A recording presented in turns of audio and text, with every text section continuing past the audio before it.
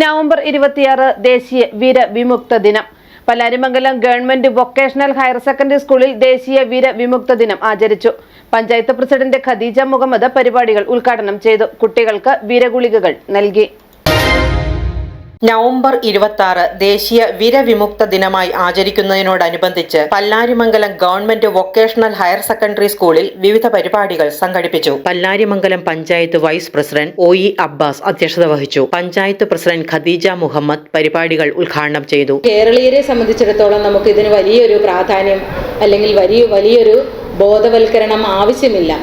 നമ്മളെല്ലാം സംസ്കാര സമ്പന്നരായി നമ്മുടെ ആരോഗ്യം സംരക്ഷിക്കുന്ന വ്യക്തി ശുചിത്വവും അതുപോലെ തന്നെ പരിസര ശുചിത്വവും എല്ലാം പരിപാലിച്ചു കൊണ്ടുപോകുന്ന ഒരു നല്ല സമൂഹമാണ് കേരളത്തിൽ നിലനിൽക്കുന്നത്.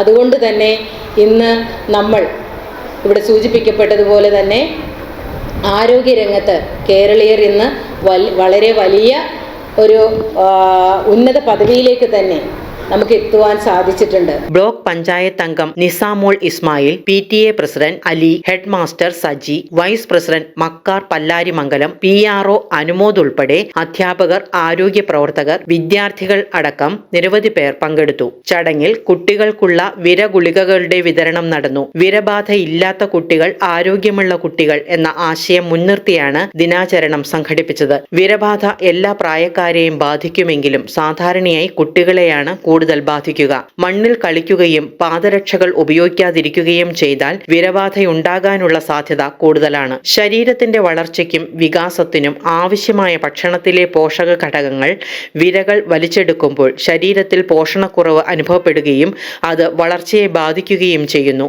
ഈ അറിവുകൾ പകർന്നു നൽകുന്നതിനൊപ്പം അങ്കണവാടികളിലും 1 മുതൽ 19 വയസ്സുവരെയുള്ള എല്ലാ കുട്ടികൾക്കും വിരനിർമ്മാർജ്ജന ഗുളിക തികച്ചും സൗജന്യമായാണ് നൽകുന്നത്. മീഡിയ 60 കോതമംഗലം.